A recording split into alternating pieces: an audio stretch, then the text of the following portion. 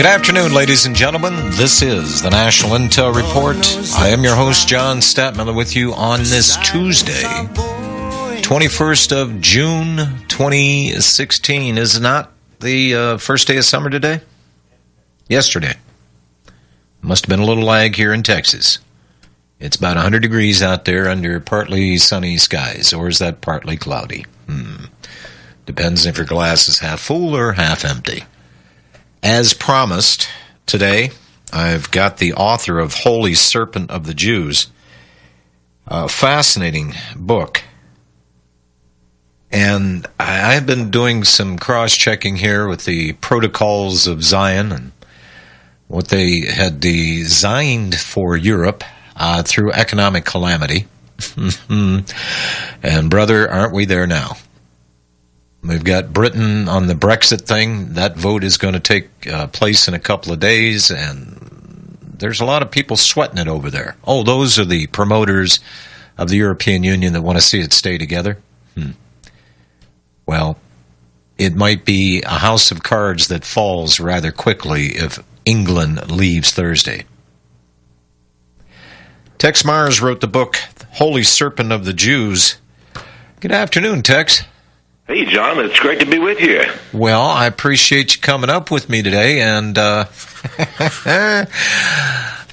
do you think in your lifetime, Mr. Mars, you're going to see people wake up to the falsity of Judaism, this cementing this together, joining at the hip with Christianity here in America? Well, it seems that we've already awakened, and it's astonishing to me how many people know about this. Of course, they don't know the depths in which it flows, and that's what I wrote this book for, because it's really unbelievable. I have to tell you, I wake up in the mornings thinking about what I've learned and discovered, and I'm just flabbergasted. I can't even, for a religion. One of the three major religions, so-called, it's really not one of the three, but the one that supposedly believe in one God, to be this vile and this evil. And that's in the rabbi's own words. They worship the serpent. Now, it's unbelievable. But so many people, John, are waking up. They're listening to you, the National Intel Report. They're listening to your network, and so I think we've got a chance here, but just like England, this Brexit thing, will they leave England or not? The people are going to vote. I'm not sure that the vote is not rigged. Everything is now rigged. Mm-hmm.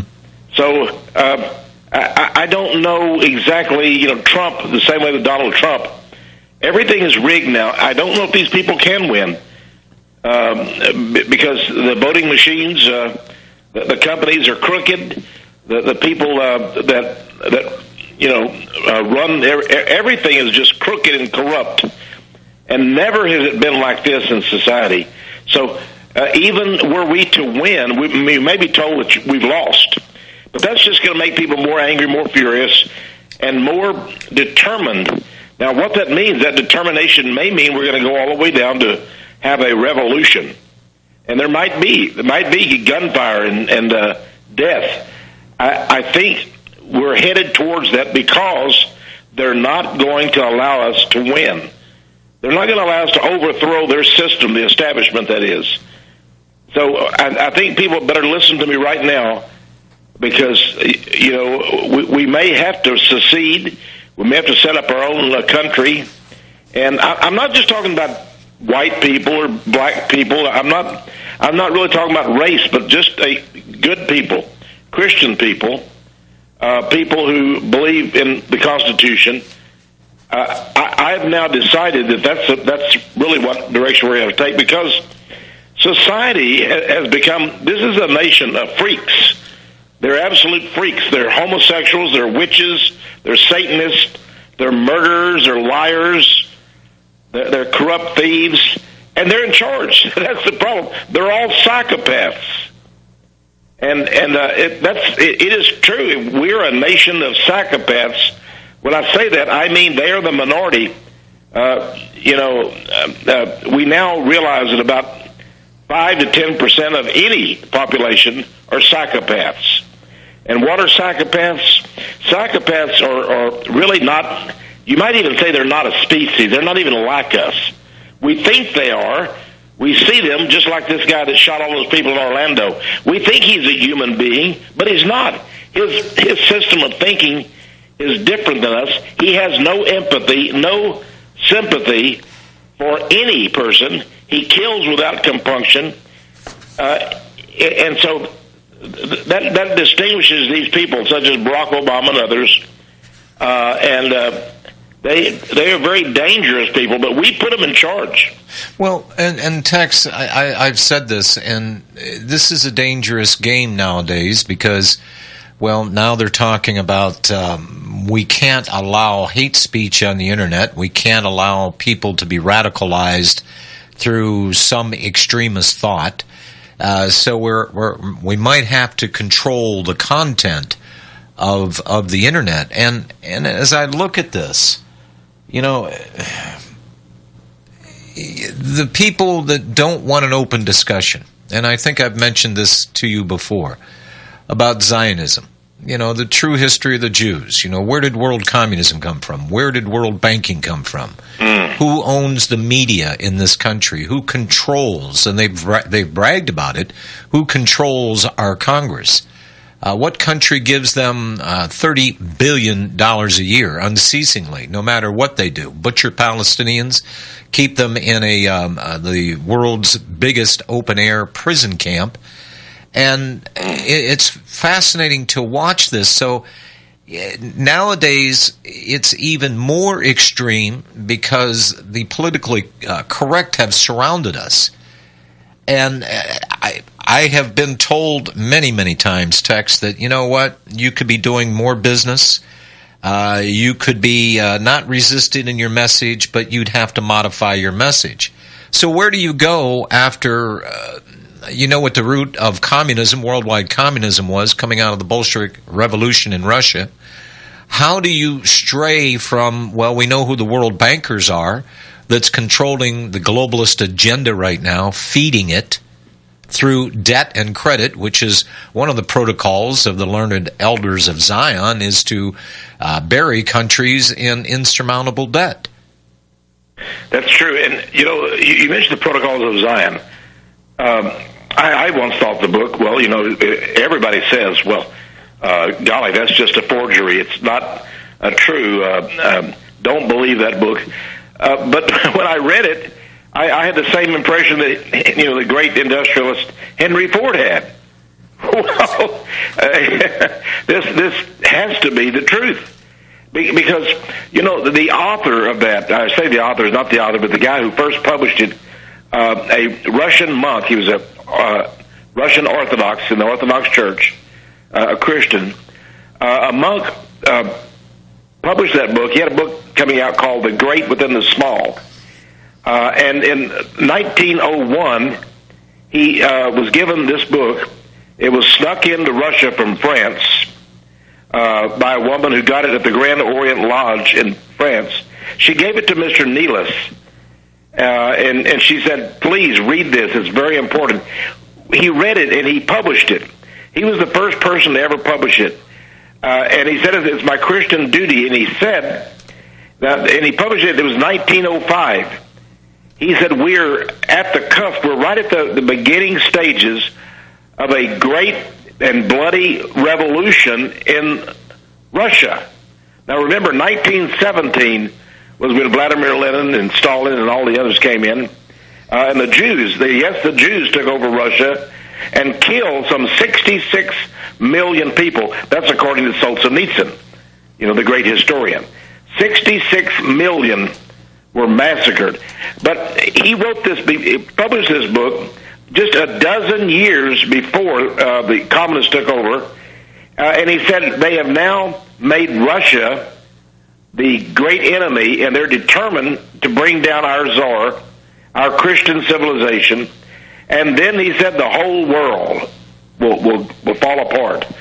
And he explained it exactly. And, of course, he said the symbolic snake or serpent is doing this. Now, you know, you've read this Protocols of Zion.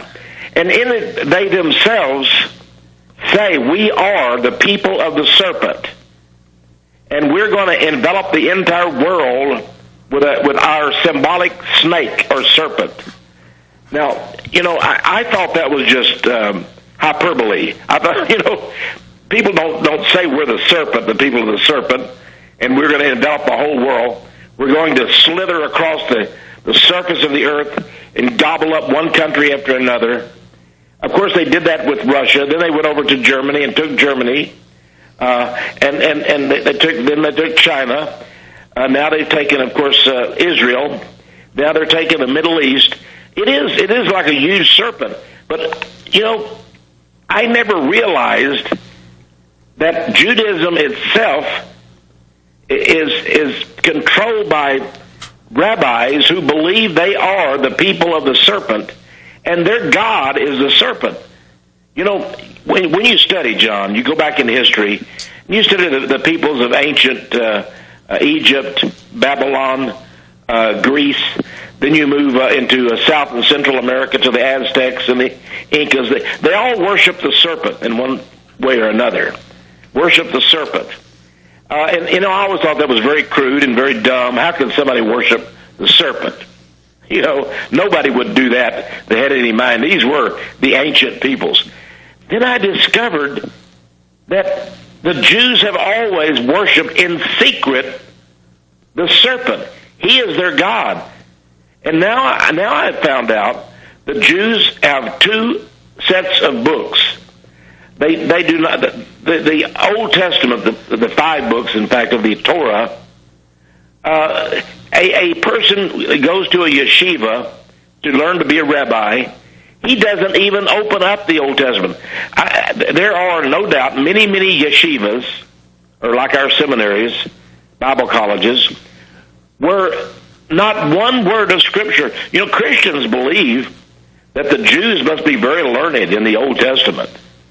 They must really know it by heart. They don't know anything in the Old Testament. In fact, when a Jew reads the Old Testament, he doesn't even see the words there. He must go to his Kabbalah or his Talmud to interpret it. They believe the words that are in the Old Testament, especially the 5 books of Torah, first 5 books, they believe that it doesn't mean what it says. Everything is interpreted from the Talmud and the Kabbalah. Now, where did they get the Talmud and the Kabbalah? They were written by the ancient rabbis, the same rabbis who worship the serpent. And what I've done in my book, I've discovered that these are the things the synagogue of Satan teaches.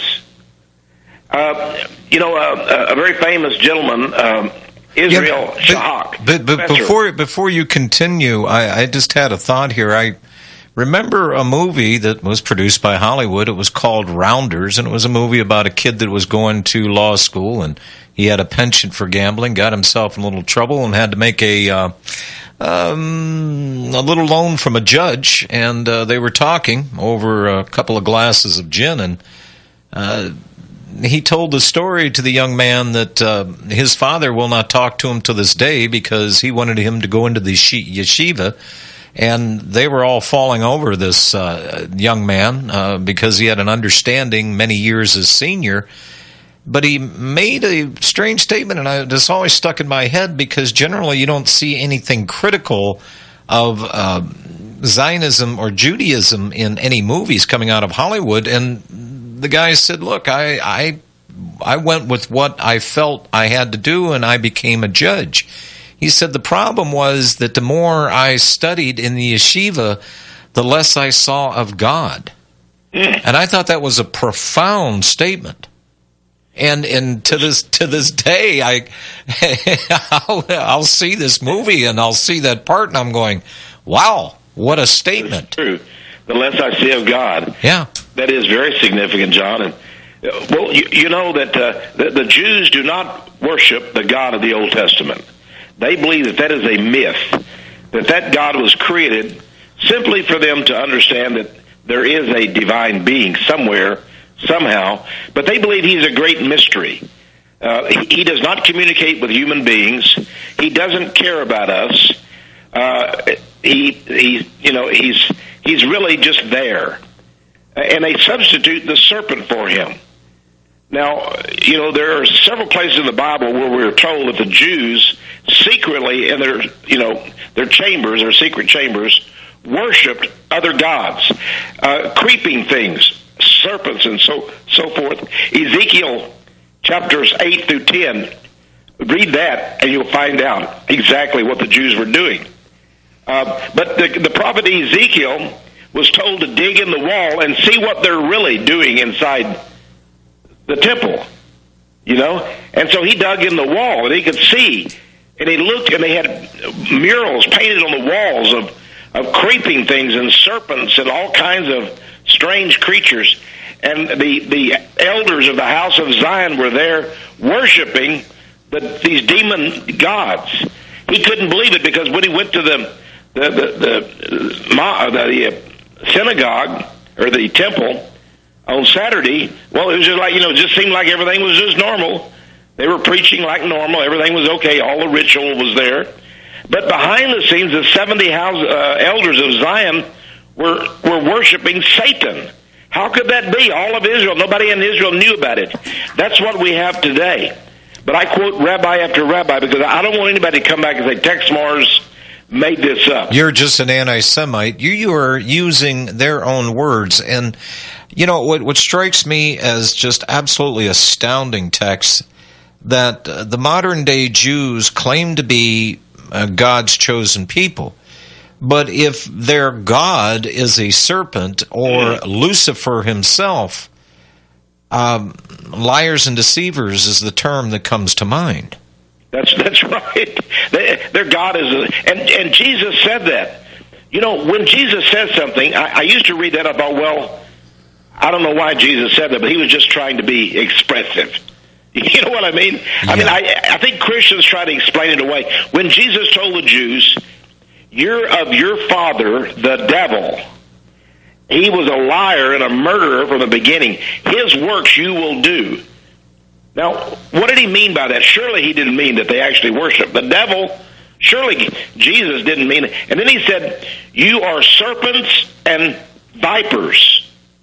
Now, he called them serpents, vipers. Now, surely Christ didn't mean that, but I've discovered he meant everything he said. Well, and Texe, the thought that just came to mind is, are the Jews prepared to publicly make the statement that Jesus was a liar? Oh, sure. Well, that's in the Talmud. Now, I'm glad we're coming up on break here in just a minute. Well, not even a minute. There it is right now. Okay. We're talking with Texe Mars, his newest book, Holy Serpent of the Jews, continuing his lifelong expose of a lot of mystery stuff out there. I call it mystery crap. But Texe, you are a plain-spoken man. You do your research. You use their words against them. And hopefully one of these days, people in this country are going to wake up. We are back talking with Texe Mars, his new book, Holy Serpent of the Jews. Texe, the New Testament, who is that written by? Well, we know that it's written by God, but it's written by men, inspired by God. That's what we're told. Mm-hmm. Mm-hmm. When we go to Babylon, is this not where the Talmud has its roots? Yes, it is. When the Jews came out of Babylon, they brought with them many of the religious, you might say the underpinnings or, the beliefs of the Babylonians. And they had great influence. You'll remember the story of Daniel. He worked up, he was number 2 in the entire kingdom. So the Jews had great influence, great riches in Babylon. They were not poor, they were not slaves.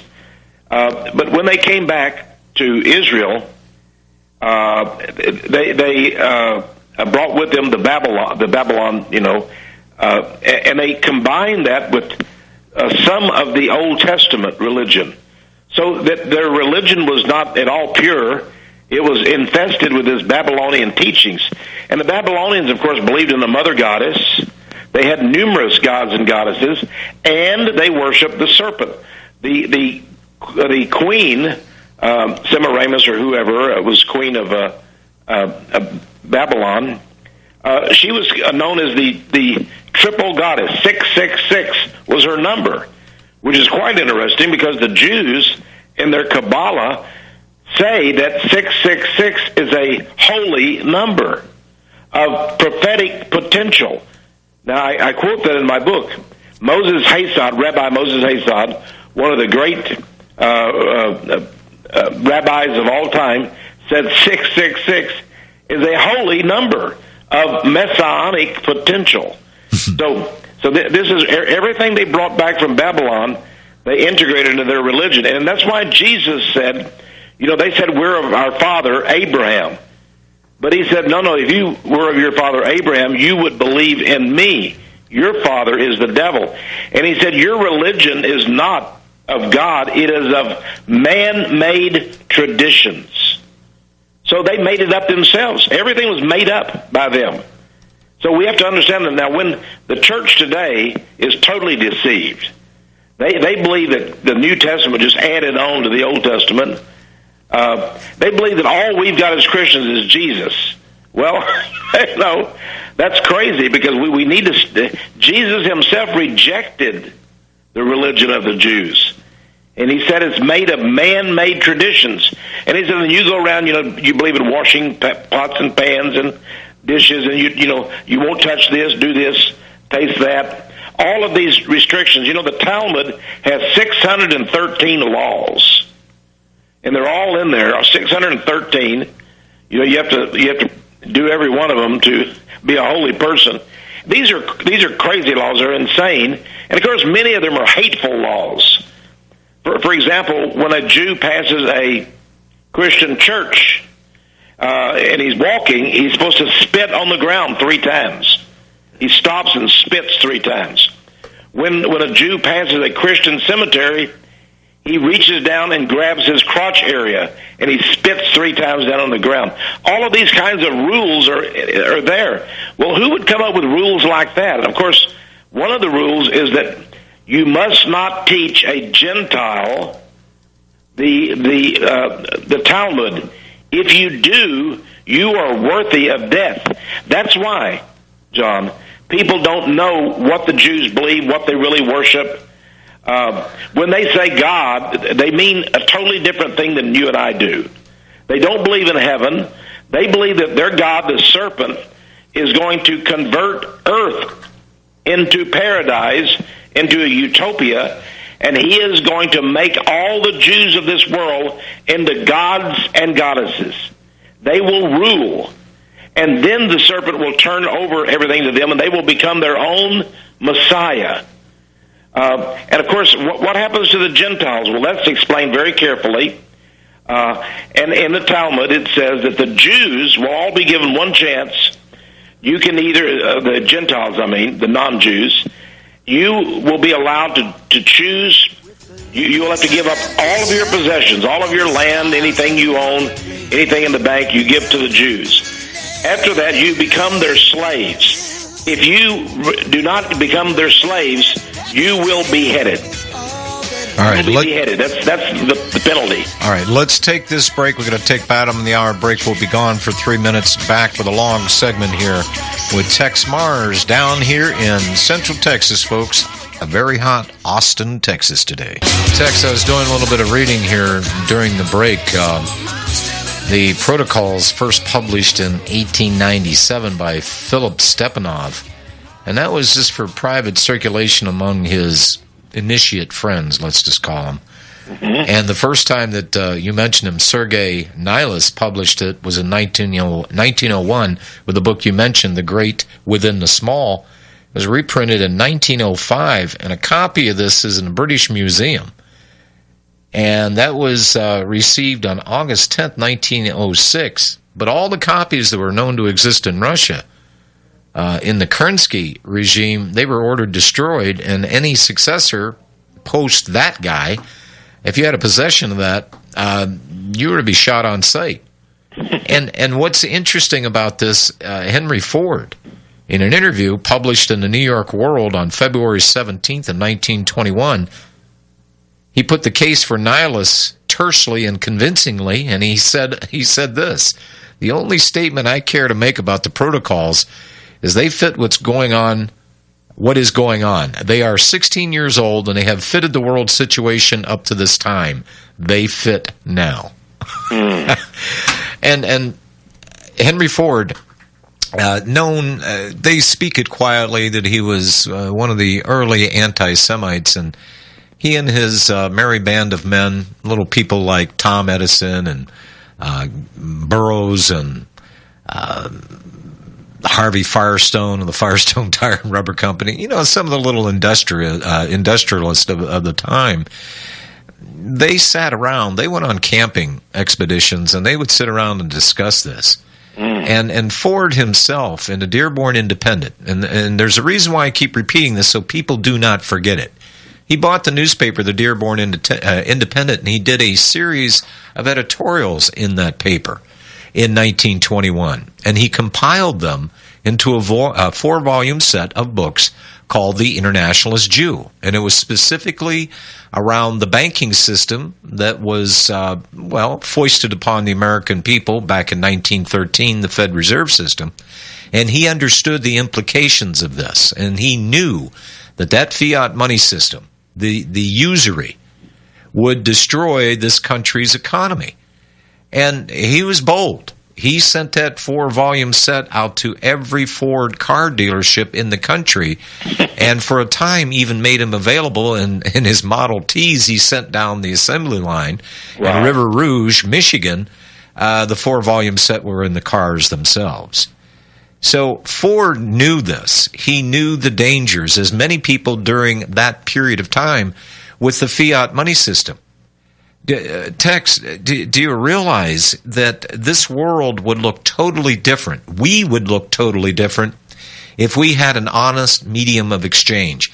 You could not bank on the full credit and faith of the United States government to go in there and borrow money on behalf of us, the insurers of those loans. They couldn't do it. And now what we have is absolute massive debt to the tune of $150 trillion plus, with the only tool left to repay that debt is with more debt money. That's right. So he knew exactly what he was talking about. And I'm going to have to get out that 4-volume set. I haven't read it in quite a few years, but I'm going to have to get it back out, dust it off, and read it again. Tell you what, we've got a call here. Tom Lacavera Stewart is online from Florida. Hello, Tom. Hello, John. Hi. And hello, Texe. Hello. It's a pleasure to finally be on the air with you, and it's great to have you on RBN and hear you on John's show. I wanted to chime in because I don't get to share biblical verse on John's show often. One that I think is applicable to this situation comes from the King James Version of Jeremiah 11, verse 10. They are turned back to the iniquities of their forefathers, which refused to hear my words, and they went after other gods to serve them. The house of Israel and the house of Judah have broken my covenant, which I have made with their fathers. All Christian Zionists out there, I dare you turn to Jeremiah 11 and try and explain that to us. That's what I wanted to add in. And Texe, one of my specialties is Civil War era. And we have the ship manifests and copies of them. We know who brought them here, and I was wondering if you could comment as to the Freemasonry aspect of the individuals like General Albert Pike and the Southern Confederacy, the ones that I stand opposed to, and their involvement in that area. I know that you're familiar with that, and I'd love to hear about that if you have a minute. Well, I appreciate that question. As far as the Civil War goes, there's many secrets or mysteries behind the Civil War, and I think you're talking about one of the biggest. The Jews, of course, were the ones who were the slave buyers. They own the ships, and the manifests that are available today, historians have found that in almost all cases, the Jews went over to Africa and brought the slaves in. the Jews also own most of the plantations of the South. You know, the average young man who fought for the South in the Confederacy and died owned no slaves at all. They didn't even own plantations. They were small people. They were small townspeople. They were had their own little farms. They had no slaves. Only the rich Catholics and the Jews had slaves. That's all. The Jews were very, very powerful. Jefferson Davis, who was president of the South of the Confederacy, his best friend, in fact, people complained that they would see the two everywhere together, was his Secretary of State, a man named Judah P. Benjamin, a Jew. And Judah P. Benjamin was very tied in with Rothschild and made several trips during the war to Great Britain to see Rothschild. He was a very corrupt gentleman, but he was Jewish. He was called the brain of the Confederacy. And after the Confederacy fell, he fled to England, and he became the Queen's barrister, the Queen's lawyer for the Queen of England. Can you imagine? He was the Secretary of State. Earlier, he had been, like the Secretary of Treasury. In fact, his picture is on, I believe it's the $10 Confederate bill, but he's Jewish. He himself was a slave owner. He had up to 100 slaves, had a plantation, I think in New Orleans, and he was a gay man. He was homosexual. So, you have to understand that even the leaders now, of course, Robert E. Lee was a Christian and a good man. He gave up all of his slaves before the war, and he did not fight the war for slavery at all. He had given up his slaves. So, we get a totally different picture when we really look at history. But I suggest people go read about Judah P. Benjamin, the Jewish brain of the Confederacy. And it will shock you out of your mind. Well, and it's fascinating to learn, Texe, that both the South and the North were both backed by the very same people.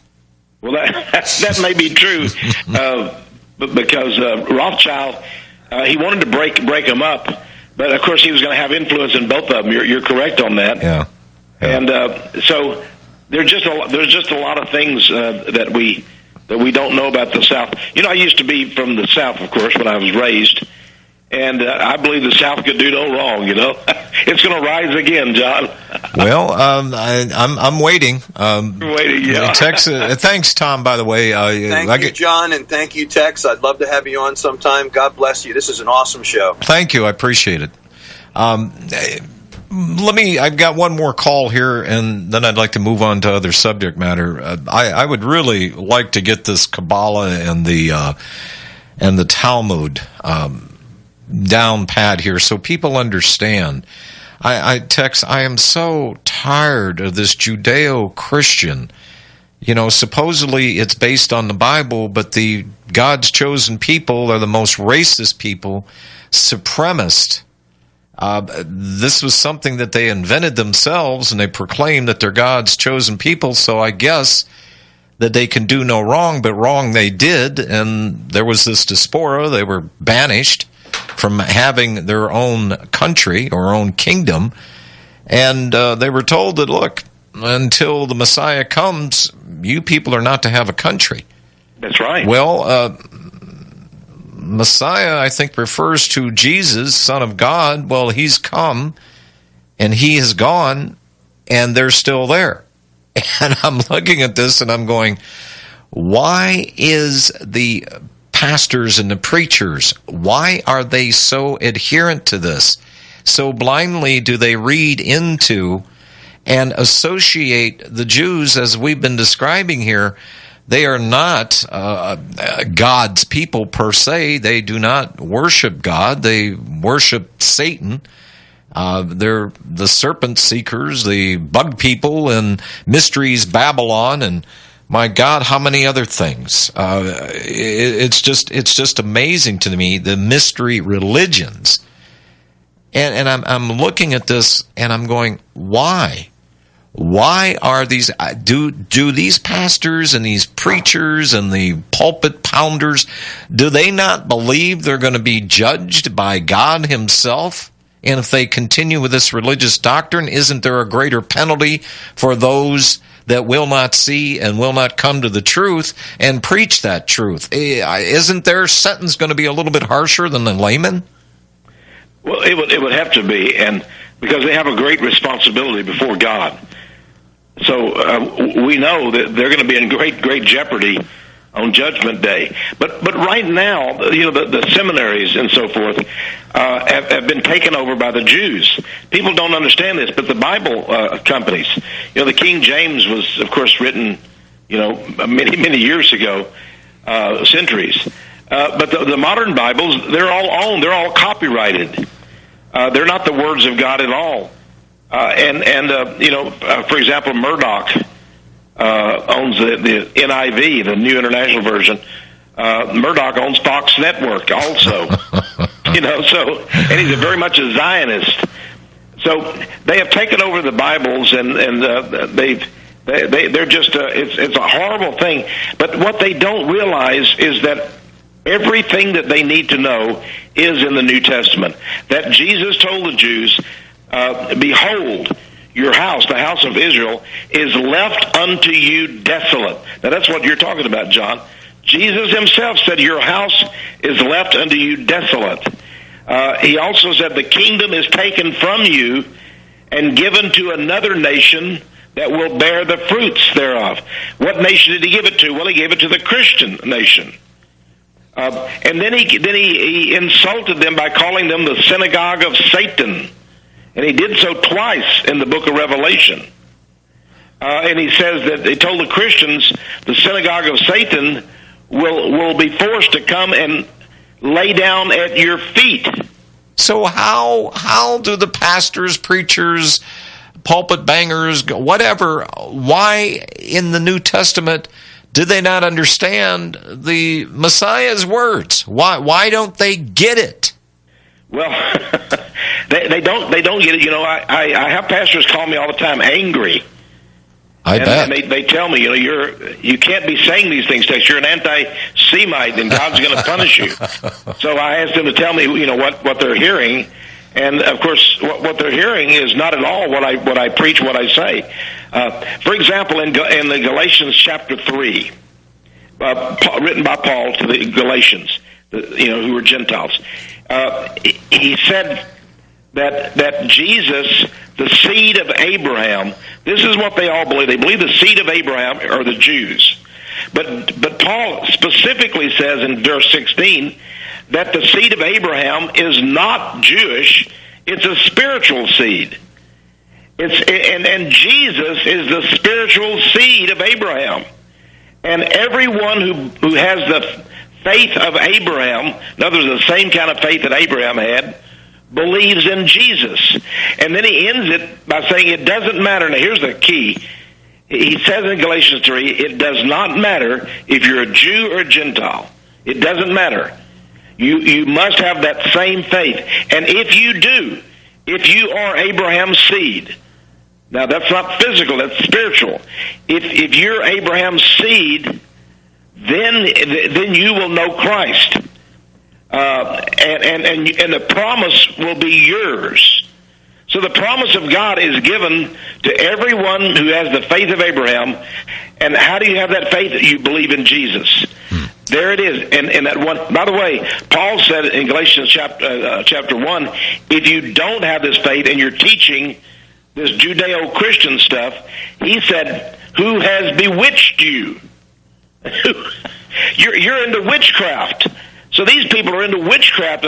So I asked them, and if you believe in Christ, then are you Abraham's seed and heirs according to the promise? That's what it says in Galatians 3, verse 27. I asked these pastors, I said, well, it says right there that if I believe in Jesus, I then am Abraham's seed and I have the promise.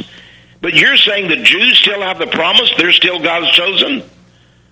And they cannot answer me. They're mute. Well, and they don't know what to say. They said, well, that has to do with spiritual things. I said, yeah, it does. Yeah. Because Jesus said that in John 3, he said it's a spiritual thing. You must worship God in spirit and in truth, because flesh cannot enter the kingdom of heaven. So flesh, when a Jew dies, hey, he's just like us. He's going to go back to dust. But his spirit goes on. Now, where does he go, to heaven or hell? Yeah, I was just going to say, goes on to where?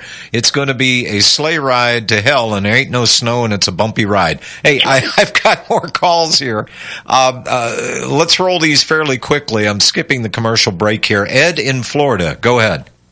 Mr. Mars, it's an honor to speak with you. I've read most of your books. I love your work. I'm hoping one day you'll come out with a book that'll actually involve, describe the Jewish involvement in the First and Second World War, especially the Balfour Declaration and the Transfer Agreement. I know not too long ago, John came out with one of the speeches by Benjamin Friedman. Powerful, wasn't it? John. Yeah, it was powerful.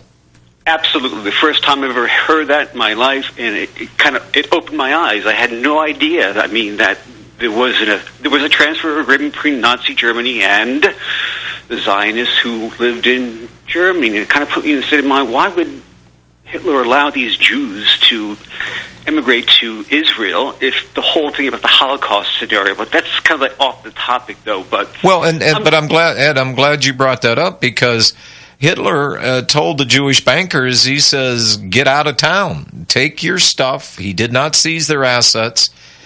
He was primarily responsible, more so than I would say England or the United States, was setting up Israel, the state of Israel, in 1948. I mean, he's the one that got the ball rolling and didn't take their stuff. He said, look, you're done with your shenanigans here in Germany. Take your stuff and get out now. I guess you could actually call Hitler the father of the state of Israel when you really think about it, right? Isn't it strange that the 6 million Jews that Hitler killed, and there wasn't 6 million in all of Europe, isn't that strange? Isn't that kind of a strange dichotomy there? I always thought so. What I've always thought odd was, the 6 million number has been floated around since the early 1900s. I can remember reading about how it was actually the Reader's Digest, either in the early 40s or shortly before the war ended, where they gave the number 6 million.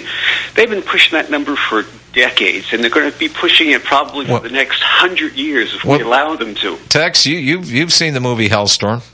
Yes, I have. And you referred to that in your book as well, do you not?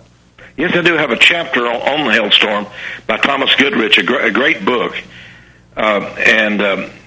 You mentioned the 6 million. Of course, that is a Kabbalistic number, and they made that up, of course. And that number, as you well mentioned, was used before. But 6 million. Germany decided they were being forced by the Jews to build a Holocaust memorial in Berlin. And so some of the Germans didn't want to do it. This was about 12 years ago. And so they came up with the idea. It was very ingenious. These German legislators came up with the idea that they would build a memorial, and what it would consist of. You know how the Vietnam Memorial in Washington, D.C. has the name of everybody who died, all 50-some-odd thousand men who died? Yeah. On the big black wall. Mm-hmm. Well, they decided that they would have like a memorial stone, and they would have all the names of the 6 million who died.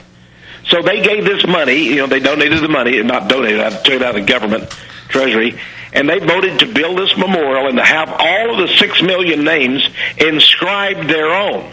Well, the Jews were furious, because they know they don't have 6 million names. Where are they going to come up with them? That's right.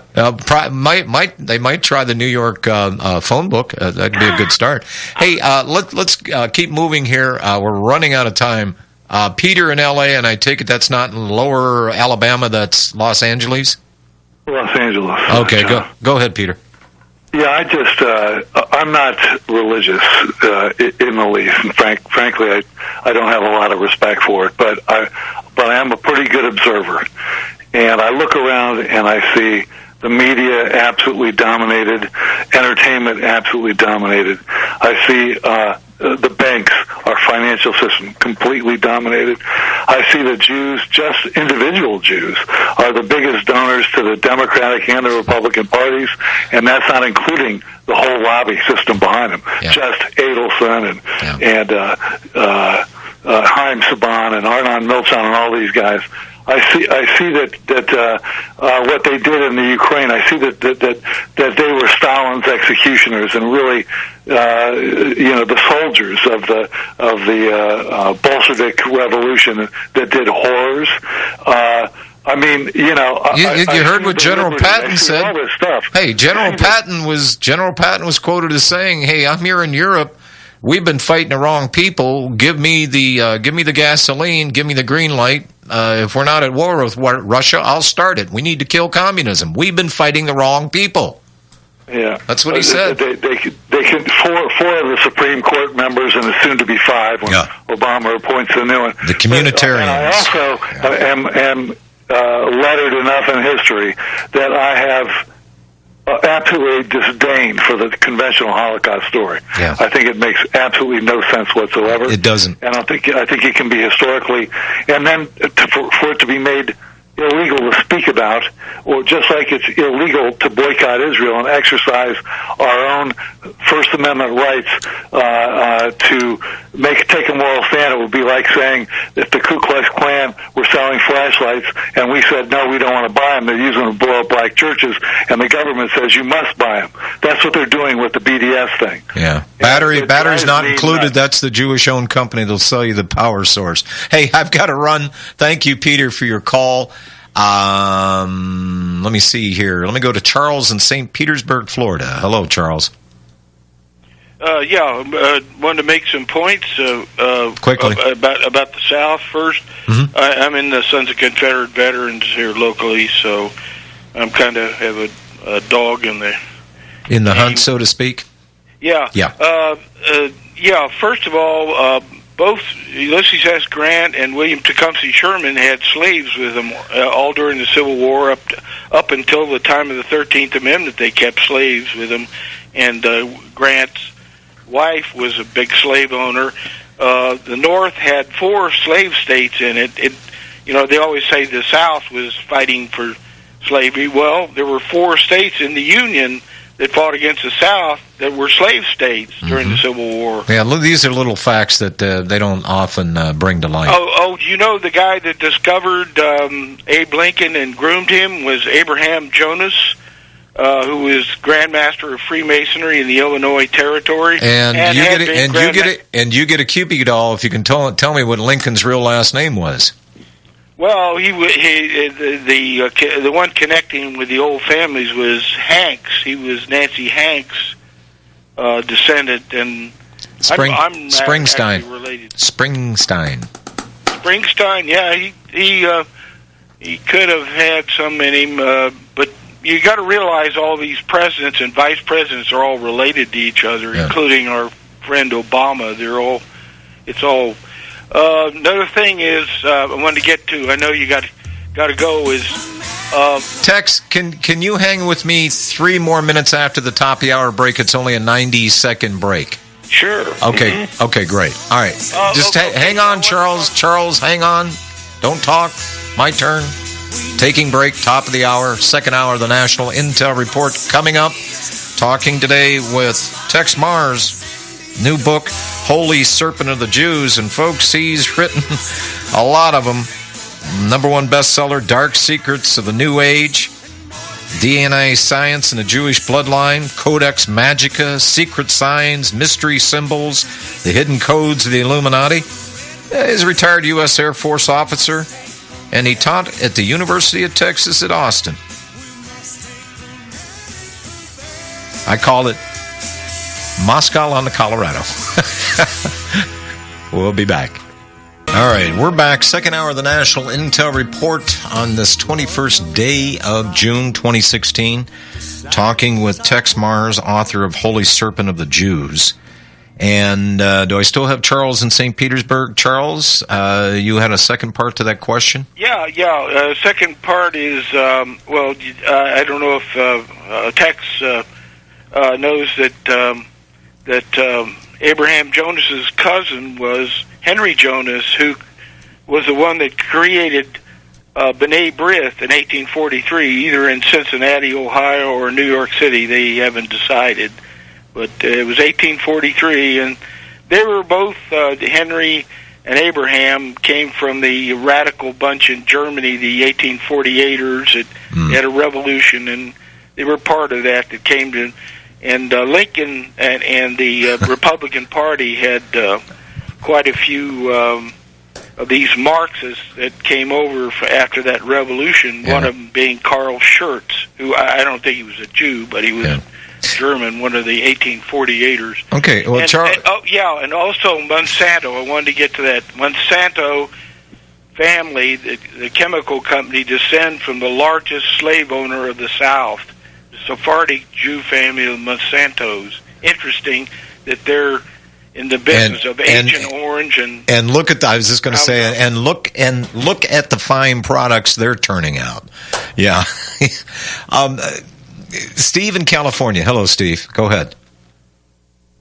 I'm sorry? Hey, now I've read both your books on 9/11, The Terror Conspiracy and Revisited. Is there any more to say on that subject matter, or is that last book, that's it? You're talking to me? Yes, Texe. Yeah. Well, I think 9/11, it's just, our own CIA, the rogues in there, and rogues in the military, and working with Israel with some help from Saudi Arabia and Pakistan, they did it. I mean, there's no way out of it. And now it's just like the JFK assassination. Whether that is known, I think they did a survey some years ago in which they found that 92% or something of Americans believed it to be a conspiracy. But what do? It's already accomplished, and people seem to want to move on. I think 9/11, people will never go back. 9/11, we'll never go back and find out what really happened. But I think the people that listen to this program, and maybe you and I also, we know what happened. We know it wasn't 19 Arabs, 17 of them or 16 of them Saudi Arabian. We know that, and so. That's about all we can say about that. But I think we need to move on. We're now in an era, a horrible era, and I talk about it in this book, The Holy Serpent of the Jews. In New York City, this April, 6,000 rabbis met. 6,000 rabbis, and they ended their meeting by voting. They voted to order. They commanded God, meaning the serpent, they commanded their God to produce their Messiah and their kingdom. In other words, they said, it's time that you give us our kingdom on earth and you bring up the Messiah. And they ordered it. They voted it. And they said, because we, the rabbis, control you, you must do our bidding. Wait a minute. God's chosen people commanding the creator of the universe? That's right. In fact, in their Talmud, they say that when God needs counsel, he seeks out one of the rabbis. Oh, my God. Now, that, and it's fascinating about saying these kinds of things. But think of that. Now, these 6,000 Orthodox rabbis ordered God to produce the man is going to be the Antichrist, and their kingdom. And they believe that they're right on the very threshold of they say, things are in the world now. We have progressed to this point that we're ready now for our kingdom. Well, what does that mean? And what kingdom might they be speaking of? Greater Israel? No, they're talking about Earth, all of Earth. They think no. All of Earth? They're not going to be satisfied with just... Greater Israel will result in all of... And they've got the United States as their proxy, and Europe. But right now, their major project of the Jews is to totally demolish, destructure, through creative destruction. They call it creative destruction.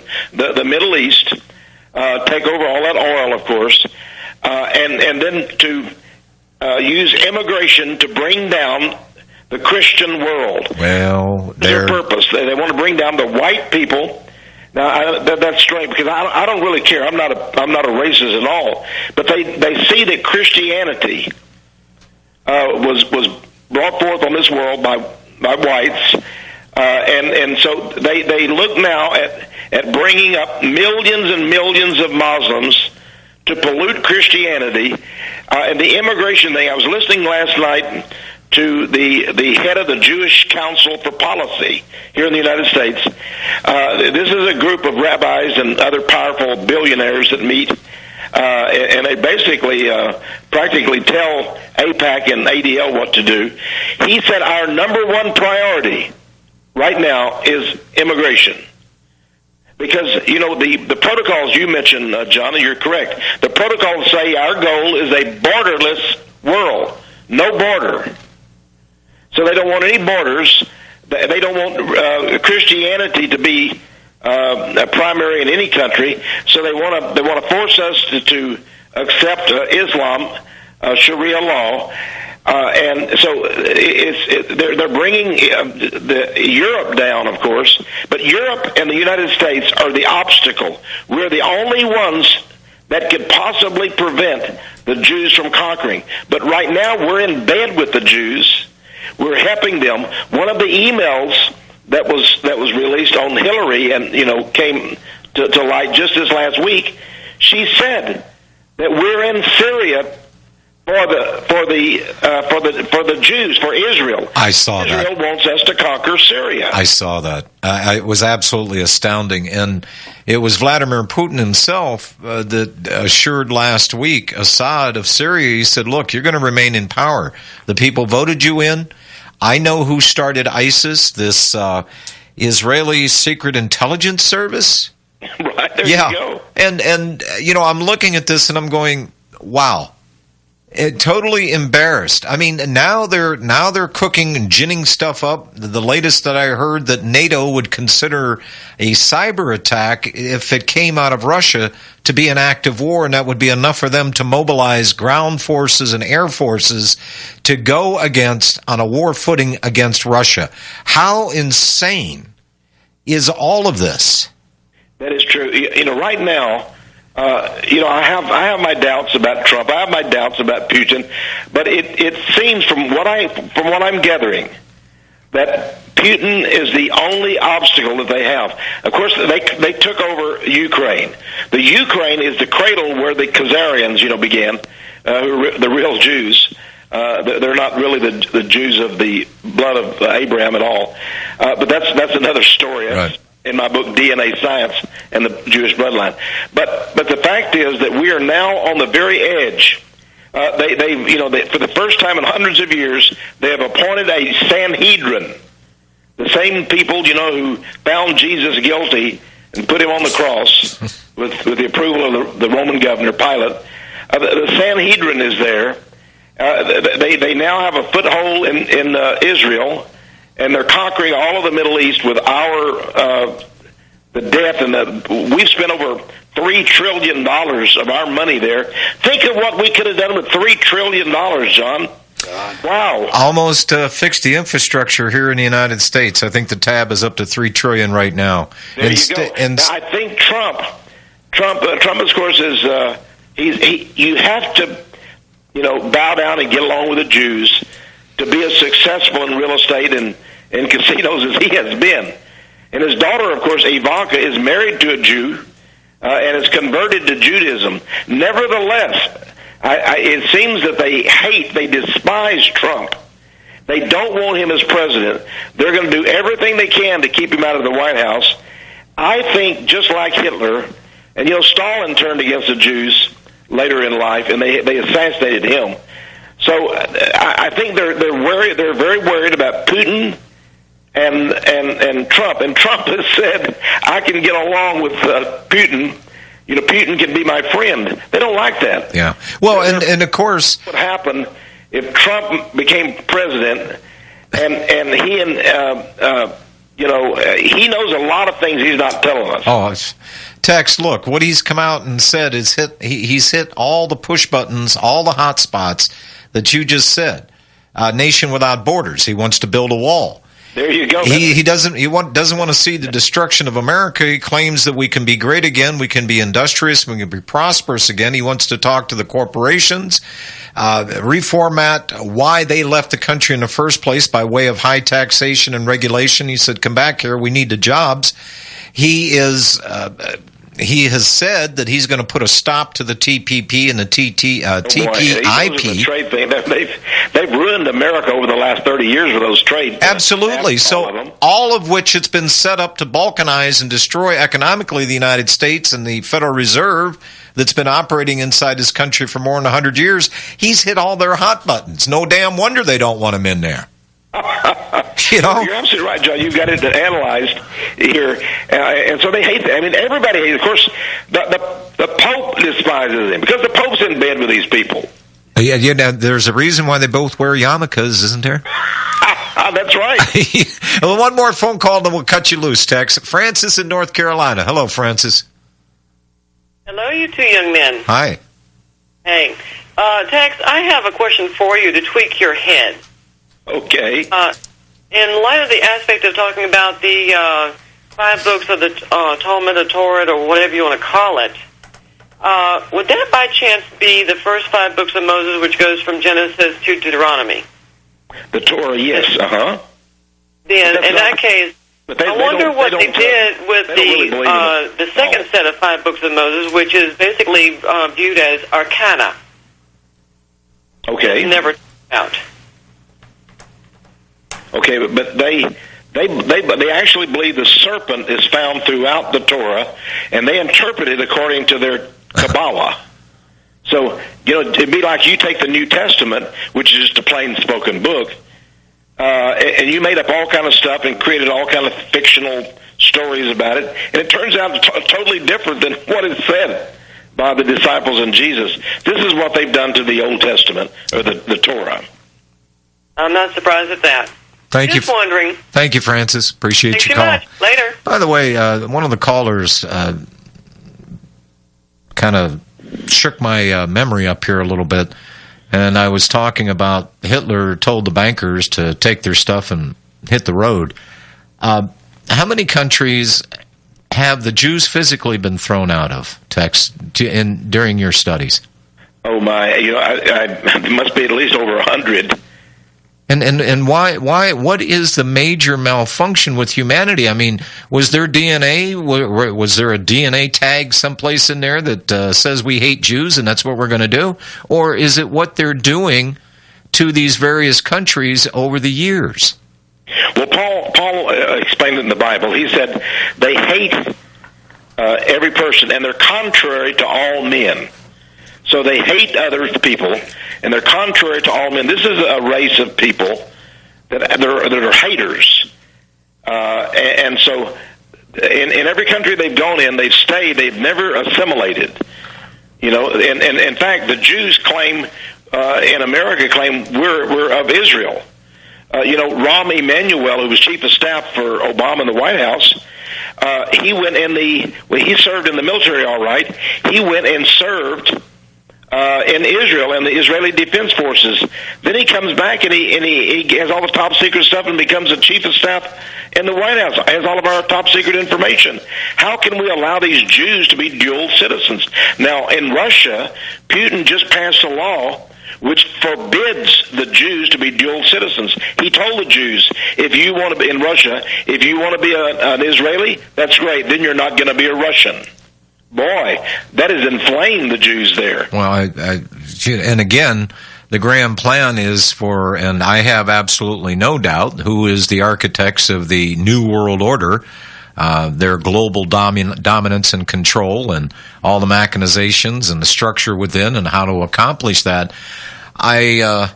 Tex, this The Chinese curse, may we live in interesting times. I think we're looking at it right now. By the way, the reason why China went communist was thanks to our own State Department, but that's another story. Tex Mars, how do they get a copy of your book, Holy Serpent of the Jews? Well, John, I think you're one of the very first talk shows I've been on. I really appreciate everything you've been doing. And then, by the way, boy, you've got a lot of information yourself. There's just piled up in your brain. I might write a book one of these days.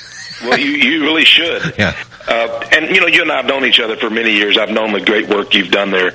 But in any case, Holy Serpent of the Jews is available through Amazon. But they can order it through our website, powerofprophecy.com, powerofprophecy.com. And I'll give them a free subscription for a year to my newsletter, Power of Prophecy. But Holy Serpent of the Jews, it's available right now from, I think it may be sold out. It just came out, but it is available from Amazon.com. Can I get a copy by calling your office? Sure. Just call us 1-800. I think they're closed now, but 1-800-234-9673. And a very friendly receptionist will take your order. Now, are you still doing your show on WWCR? I am. Yes, I am. Every Sunday we do that, I think twice. And then, of course, it's available online.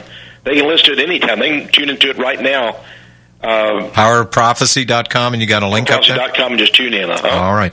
Tex Mars, thank you so much. It's always a pleasure. I at times I want to have you on more, but it's like waiting for Christmas, Well, to open up the gift, and I've got Tex Mars on with me today. I mean, I really look forward to it.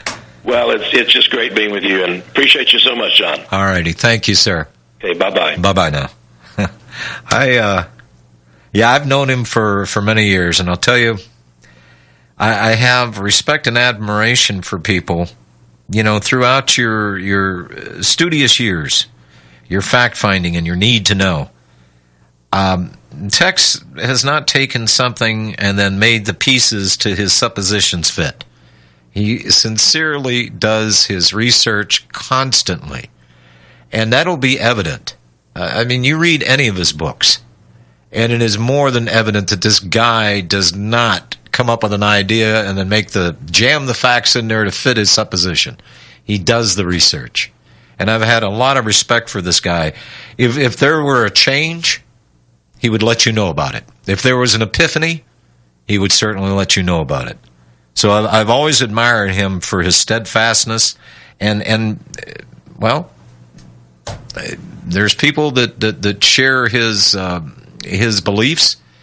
And Tex and I have talked quite a bit about the subject that we just discussed for the last hour and 20 minutes. And folks, I have checked myself. Have you ever gone down a rabbit hole and realized, wait a minute, this isn't where I want to be? Well, I always constantly check myself. I'm always looking for that thing that will be that epiphany that'll tell me that I'm wrong. The more I look, the more I study, the more I read, it tells me that I'm right. Very small voice in this land. Not too many people want to talk about this kind of subject matter. And talk about it and discuss it and study it, they should. Because it's choking the life out of all of us. Alrighty, we're back. Susie, Arkansas. Hello. Hi, John. Hey. I may be able to help you a little bit with that question that y'all had, and I'm sorry that Tex is gone. I am as well. He was only supposed to spend an hour with me. Yeah, it was good. Anyway, you might pass this on to him, too. There's a book written by a chap by the name of Ted Weiland, and it's called God's Chosen People. And in that book is a reprint of the first Farmer's Almanac in 1793. And it's all about what country expelled them and why, and sometimes what the repercussions were. Really? Yes. So why did the Farmer's Almanac feel compelled to print that? Good question. It's hard to read because it's written in the Old English style, which has no punctuation. Right. And the F's and the S's all look the same. So you got to study it a little bit. But And as I recall, at the very end, a lot of it was child molestation. And at the end, it talked about the Catholic Church canonizing an 11-year-old boy that had been killed by them. Now, figure that one out. You know, it's interesting that you bring that up, because in Texe's book here, The Holy Serpent of the Jews, he specifically talks about incest, and the Talmud allows the Jews to have interfamily relations. Yes. And I'm looking at this and I'm going, really? And people are outright publicly chastised for talking about the Talmud because only the learned ones are able to study that. And it's 18 volumes, and unless you're Jewish and you're in the yeshiva or you got to have special dispensation, you're not allowed to talk about that. Well, there is so much in that. I'm going to get into a little other subject matter about this, and it'll reveal some of the stuff. The people that did that went into the Talmud, the one copy that, or not the Talmud, but I'm sorry, the Learned Elders of Zion that ended up in England. The guy that translated this thing could only do it in an hour at a time because it was so repulsive. The stuff that he discovered was so repulsive that he couldn't sit for more than an hour and translate at a time. Now that's saying a lot right there. And first time. Now there is a book written. It's not a big book. It's a sort of a booklet, and it's written by a man with a very Jewish name. I believe it might be Rosenthal. I can't remember for sure. Mm-hmm. And the name of the book was Child Ritual Murder. Oh, boy. Yeah. Oh, boy is right. Yeah. All right. When I said at the end, why the Catholic Church canonized this chap. Now, this was in the just about the turn of the century. But I have said for a long, long time that the Catholic Church is a front for them. Well, and there are people that are still claiming to this day that the Roman Catholic Church runs the Jews, and I say it's just the opposite. Yep, I do too. Yeah. All right. Susie, thank you. I appreciate your call. You're welcome. We just look at current history, folks. Go back 100 so years. And I defy anybody to tell me that, the Jews didn't start communism. You take a look at the Rothschilds, the Red Shield, who they really were. You take a look at the international banking system. You take a look at who runs the Federal Reserve and has for so many years in this country.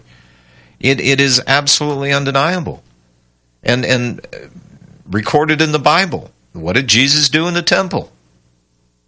One of the few times ever recorded that Jesus lost his temper and started whipping these people, physically whipping them and calling them serpents.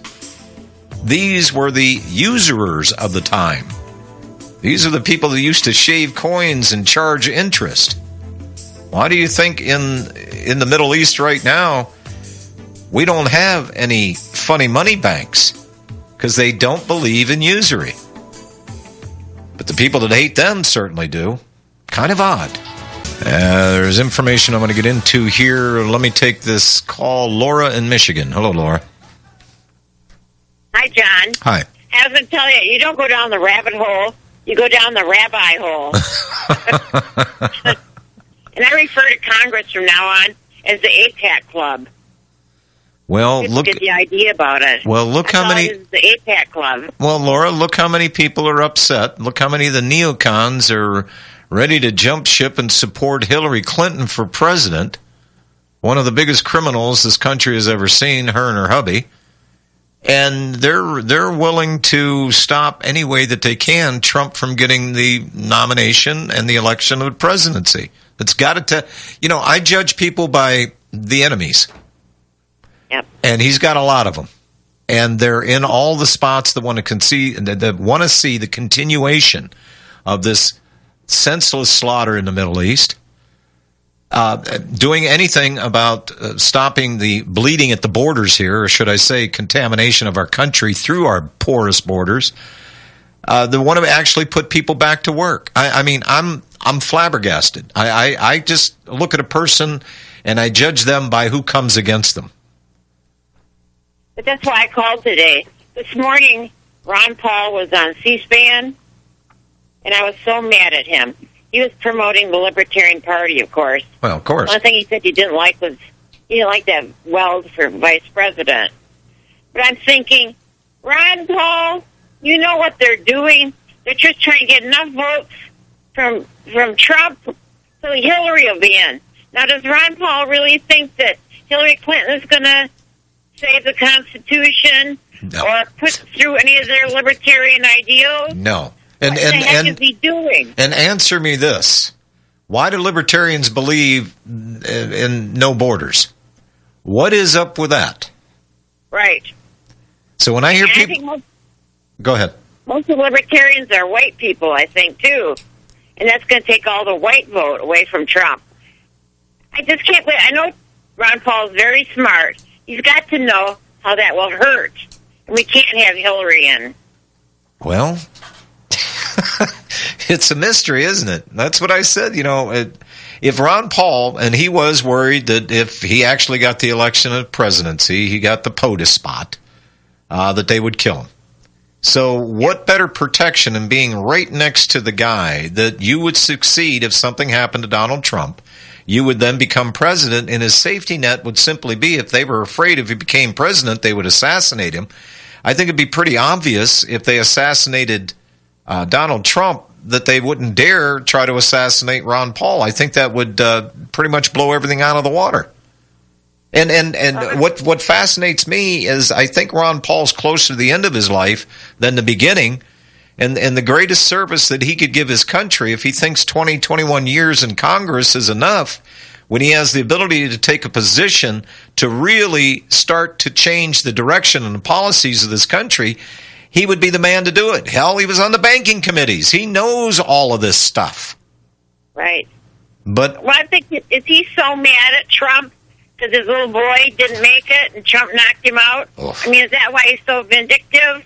I can't speak for Ron Paul on that issue, but I could only say that Rand Paul, I guess in today's world of conservative politics, it might look pretty conservative, but I don't think that he's that constitutional, and I know in many respects he's not his daddy's son.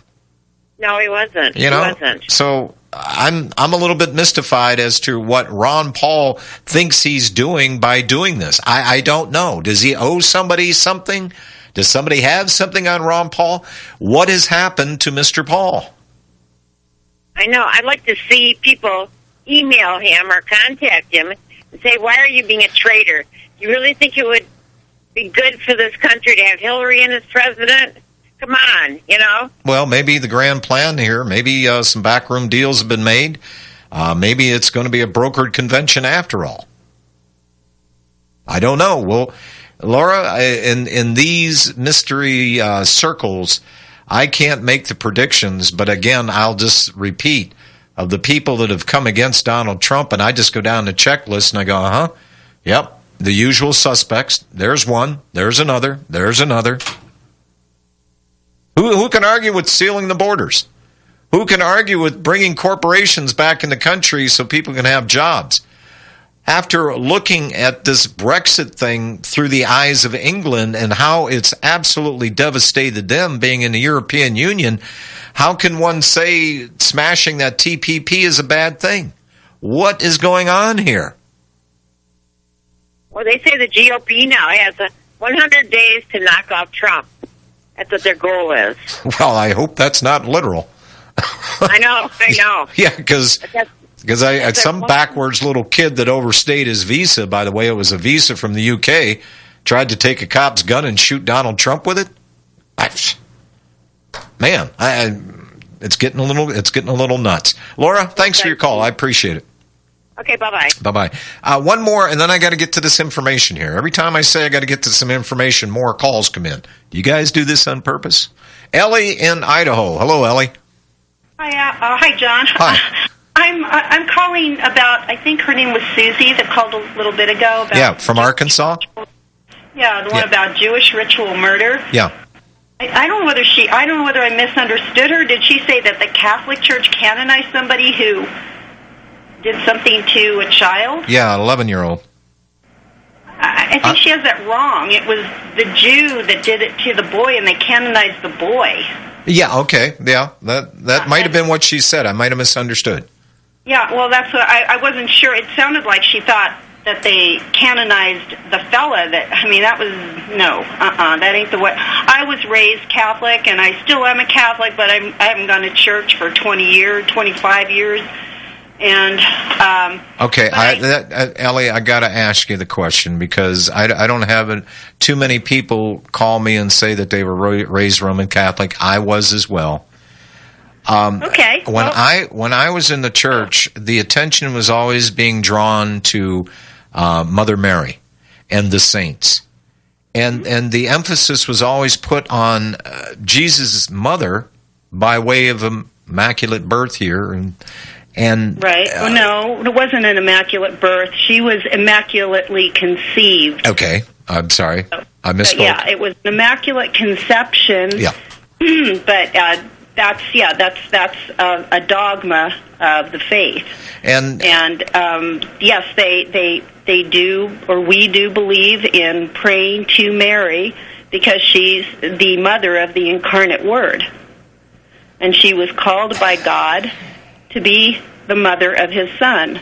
And so we venerate her. We don't worship her. Not the church I went to. It seemed more like worshiping than it was a veneration. Oh, well, not the way I understood it. I always understood it to be that we were to venerate her as the Mother of God. If you believe Christ was God, then you believe that Mary is His mother, and just like we would honor John Stadtmiller's mother for being the mother of John. Now, Ellie, now I'm really confused. Jesus was not God. Jesus came to earth in a man's form. They called Him the Son of God. That wasn't God Himself. Oh, well, we believe as Catholics that Christ is God.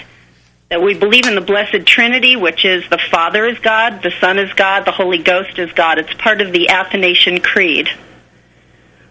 All right, I got a question from one Catholic to another. Okay. What is this thing about if you're not good enough to get into heaven, then you're going to go to purgatory? If you're not bad enough to go to hell, you're not good enough to get into heaven, you're going to cook for a while, you're going to suffer the pains of hell just a little bit, and then after a period of time, you're allowed to enter into heaven. Yeah, it's called a place of purgation. Okay. Christ taught that in the gospel. Okay, well, all right. It's just a temporary place where, only someone that is completely holy can get into heaven at the time of their death. If they, God forbid, you told a lie or did something slightly dishonest today and you died tonight and you hadn't, and this would be like what they call venial sins. Not serious sins, but we all have human faults, and we daily do a few things wrong every day. Not everybody, but most of us do something a little bit wrong. And that is a place where we have to go for expiation. It's actually a very merciful place to go. Okay, well, if the afterlife here with me is going to be, well, John, you haven't been good enough to get in heaven. I don't know the geographic location of purgatory here, but I'm just going to put in a small request that you put me at the gates of hell. If I'm going to cook for a while, put me at the gates of hell so I can kick my enemy's butt one by one as they enter into their kingdom. So I don't know. All right. Hey, Ellie, I appreciate it. Thanks. I've got to get to this information. Yeah, that's good. I was going to go over some other things, but I'll call another time. Thanks, John. You have a good day. Thank you, Ellie. I appreciate your call. Going back here to this protocols, folks, you have to understand that the protocols were denied. by the Jews, saying, no, that's not real, or that's a forgery, or that's this, that. But they will not answer or attempt to answer any of the corresponding threats or the facts that are contained in the protocols. And Herzl, the presumption is strong that the protocols were issued, or reissued, if you will, at the First Zionist Congress held in Basel in 1897. Now, remember 1848, that was the magic day for the communists. So here we are, 1897, and under the presidency of the father of the modern Zionism, the late Theodor Herzl, there's been recently published a volume of Herzl's diaries, a translation of some of the passages which appeared in the Jewish Chronicle of July 14, 1922. And Herzl gave an account of his first visit to England in 1895 in his conversation with Colonel Goldsmid, a Jew brought up as a Christian, an officer in the English army, and at the heart of the Jewish nationalists at the time. Now, Goldsmid, spelled Goldsmid, suggested to Herzl that the best way of expropriating the English aristocracy and so destroying their power to protect the people of England against Jewish domination was to put excessive taxes on the land. Herzl thought this was an excellent idea, and it's now to be found definitely embodied in Protocol 6. Now, the extract from Herzl's diary is an extremely significant bit of evidence bearing on the existence of the Jew world plot and authenticity, of the protocols. But any reader of intelligence will be able, from his own knowledge of recent history, and is from his own experience, to confirm the genuineness of every line. You know, Martzen was the one that did the translation here of the protocols. And these were protocols meant nothing more than taking minutes, the high points of their meetings. And the present successor to Herzl came along, Dr. Chaim Weissman, quoted one of these sayings at the send-off banquet given to Chief Rabbi Hertz on October 6 of 1920. He said the Chief Rabbi was on point of leaving his empire. His chosen people, the gift of dispersion, talks about all of these things. You know, I mean, I am absolutely fascinated by the subject matter and where this came from. And if anybody does the time, puts the time in to study this, you're not only going to be convinced, you're going to be angry about this. And what really makes me angry are those that don't want any debate about this. You bring this up publicly, well, you're some kind of anti-Semite. I have nothing more against the Jewish people than I have against an individual living in Botswana, for gosh sakes. Doesn't matter to me what you proclaim that you are. But it's your deeds that I judge you by. Not by what you say, it's by what you do. And I've seen them doing a lot. I'm just astounded.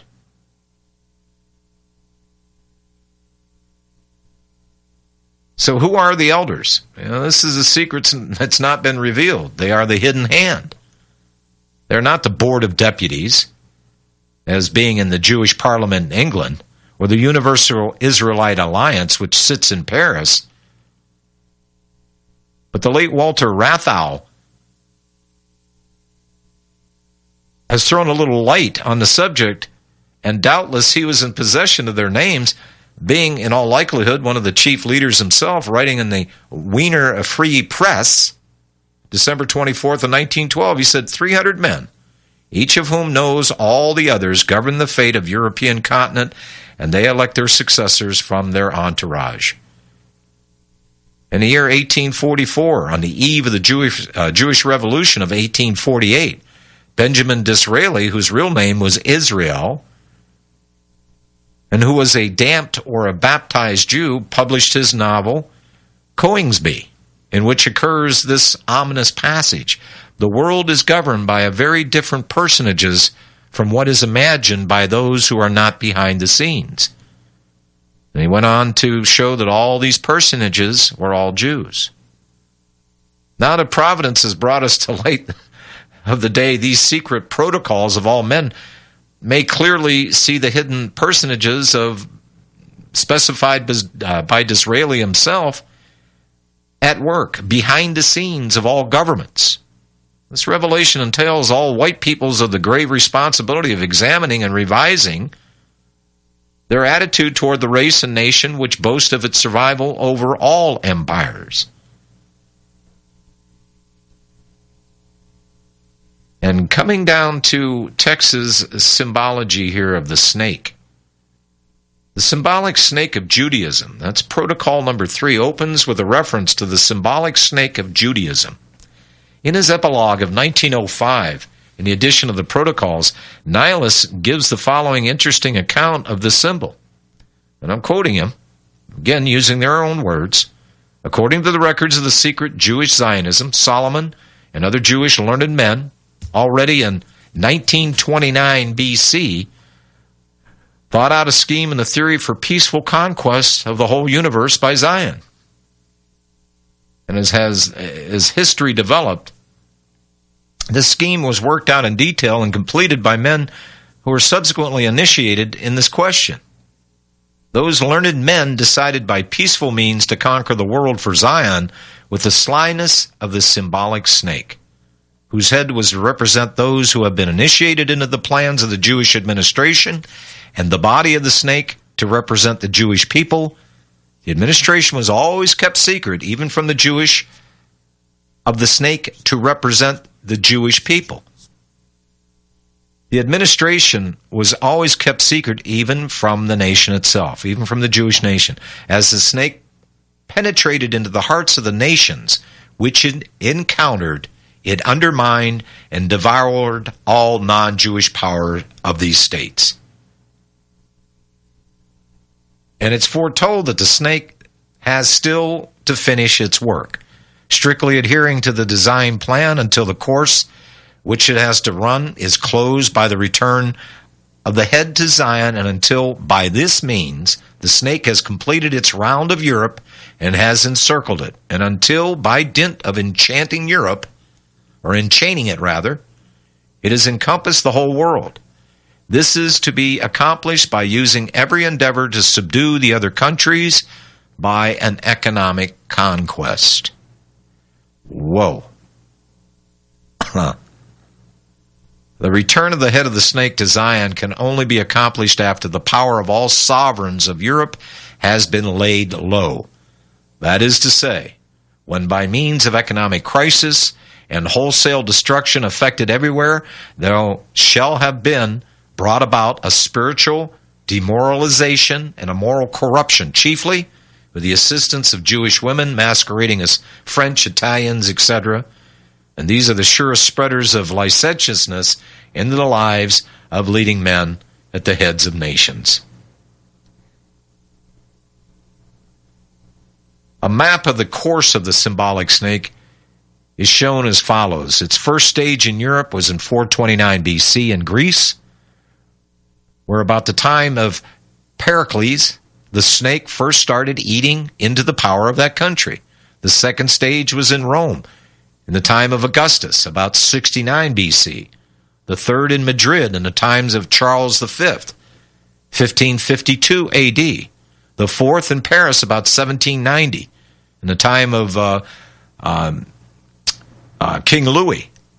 The fifth in London from 1814 onwards, after the downfall of Napoleon. The sixth in Berlin in 1871, after the Franco-Prussian War. The seventh in St. Petersburg, over which is drawn the head of the snake under the date 1881. The snake is now being drawn through the Americas in the United States of America, and has been partially identified as the Council on Foreign Relations and the Trilateral Commission. You know, I heard other talk show hosts talk about the Trilateral Corporation and the Trilateral Commission. Yeah, corporation, give it a name. or the Council on Foreign Relations. I hear them talk about it incessantly. But never do they connect it with Zionist. Ever. It's like it doesn't exist. All these states which the snake traversed has had the foundation of their constitution shaken. Germany, with its apparent power, forming no exception to that rule. In economic conditions, England, Germany are spared, but only till the conquest of Russia is accomplished by the snake, on which at present, that is 1905, all of its efforts are concentrated. The further course of the snake is not shown on the map, but arrows indicate its next movement towards Moscow. What happened? Revolution, 1917.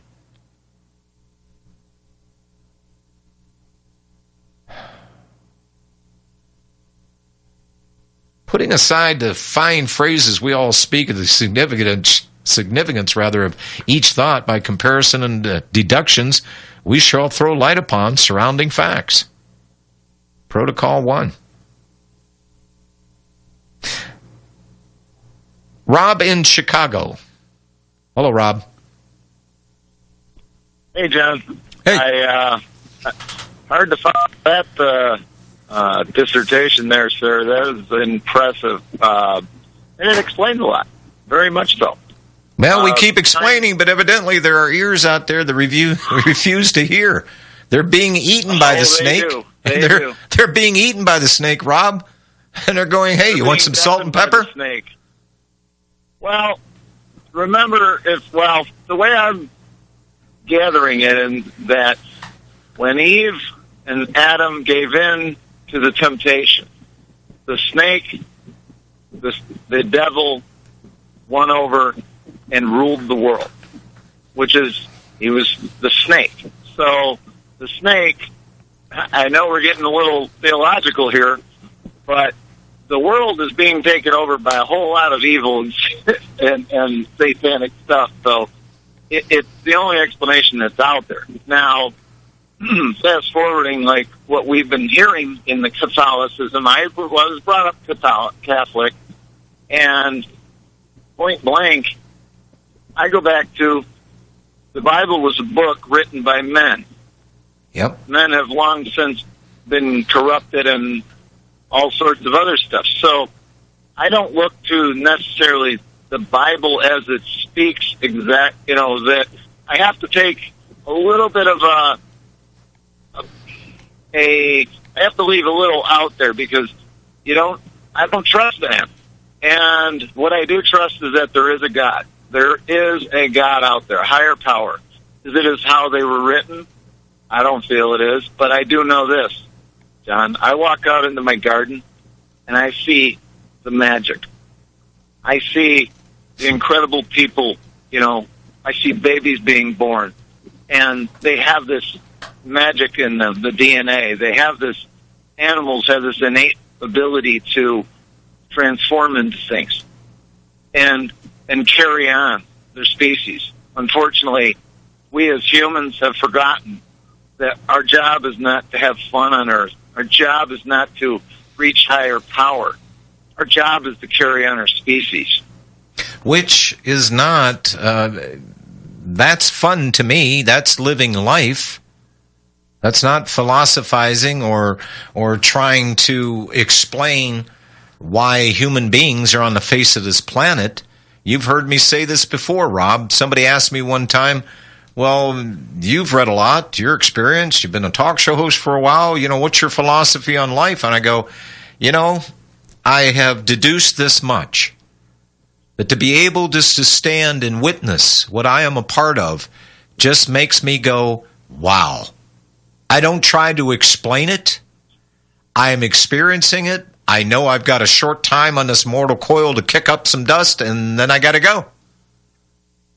But as you experienced your garden, this is how I view life. Life is not supposed to be this hard and this contentious. There are bad things that happen to good people. There's good things that happen to bad people. But life itself, this very short experience that we all are sharing right here and right now, wow. Well, John, the last thing I'll say is remember this, that men have always tried to rule over other men and women. You got that right. Hey, you know. my guy has been sitting on the internet here, and he totally ignored the timing on the program, so we're going to take this right to the top of the hour. I want to thank you all for being here today. Folks, we need a few donations for the network. A couple of you responded, $20 here, $20 there, and I appreciate that. I really do. Big or small. Go to our website, republicbroadcasting.org. This is the Church of Truth here. We're trying to expose that as which is bad and bring it to your consideration and light.